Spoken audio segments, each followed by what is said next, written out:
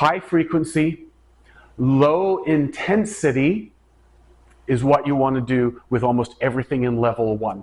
These exercises will be very, very difficult to overtrain to the reasonable person. 3, 2, 1, 0.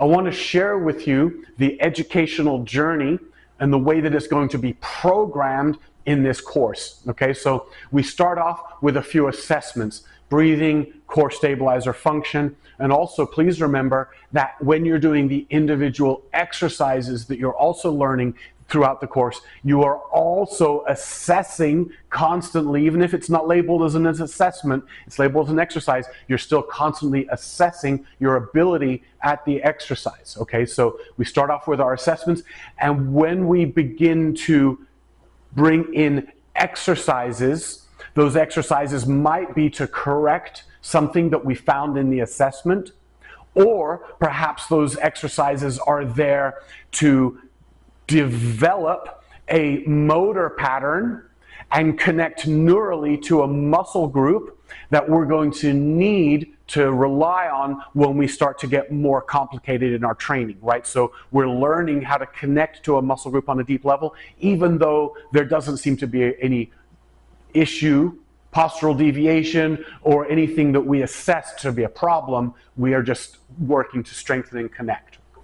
When we do this, the way that we're programming this is that we start off with simple, which usually means isolation, and then we move to more complicated, which means integrated. Okay, so when we think about isolation, one way that we can do it is we can reverse engineer the complicated and say, okay, we think about kettlebell swings, kettlebell cleans and snatches, squats, lunges, all of these different movements. What I'm going to do is I'm going to break those movements down into their core components and train that component in isolation until I, as a practitioner or as a coach watching my client, is completely confident that this person is unconsciously competent connecting to these muscles and performing this particular movement.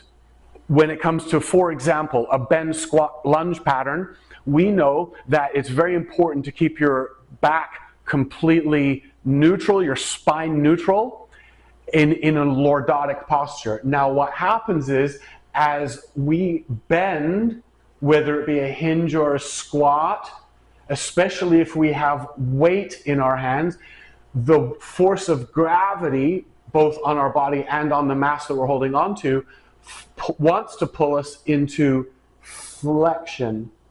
Okay? So it's extremely important that before we get to that point, we have developed a very good capacity to maintain that lordotic posture, even when we're being pulled into flexion, that we can resist and maintain that neutral posture. So as an example, that extension would be one of the stepping stones along the way to learning how to deadlift, swing, snatch, clean, squat, all of those different exercises.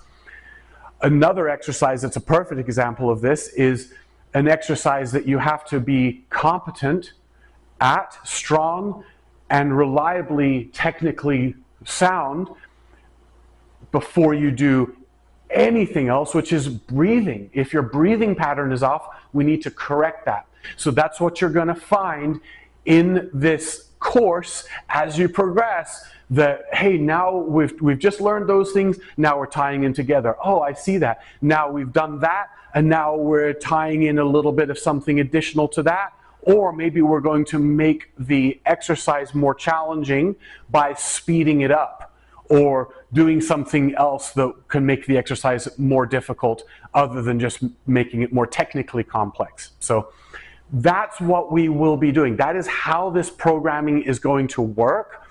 And understand that on this level, what's far more important than training to the point where you're really sore and hypertrophy and your muscles are pumped is training to the point where your nervous system has created this motor pattern and gone through this motor pattern, and then resting so that we're allowing the nervous system to recover from its training. And as it does, and as you sleep, especially at night, it wires in these motor patterns, and then you come back tomorrow and the movement that felt challenging yesterday is really easy today, or much easier. And that's what we're looking for. I'm going to make the exercise videos themselves very, very short, so that all of this information doesn't need to be repeated with each video. Okay, so I want you to watch this video, get an understanding of the programming behind it, the way that you're going to program these exercises in, so that then I can just show you the quick workout or the quick exercise, and you can start greasing the groove with that exercise. High frequency, low intensity is what you want to do with almost everything in level 1. These exercises will be very, very difficult to overtrain to the reasonable person, okay? So that is to say that you could do these in level 1, you could do these every single day, okay? I would not do them every single day to the point where you're feeling sore and pumped and everything like that after each session.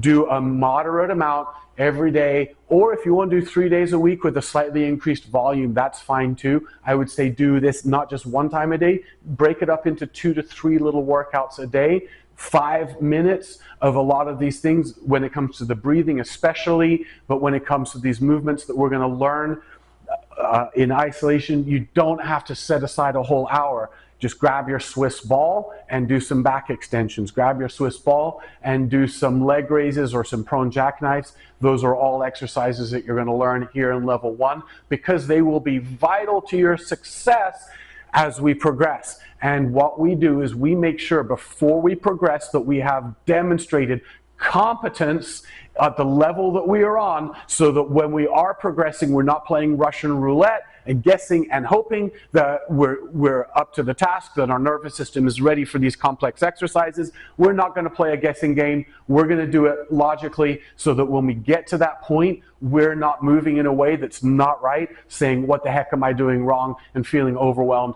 and quitting.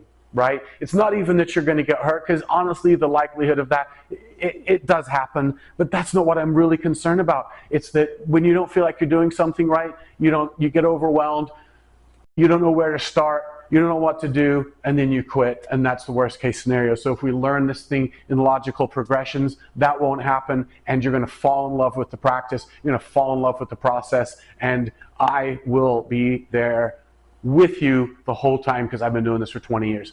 I will talk to you guys later. Bye-bye.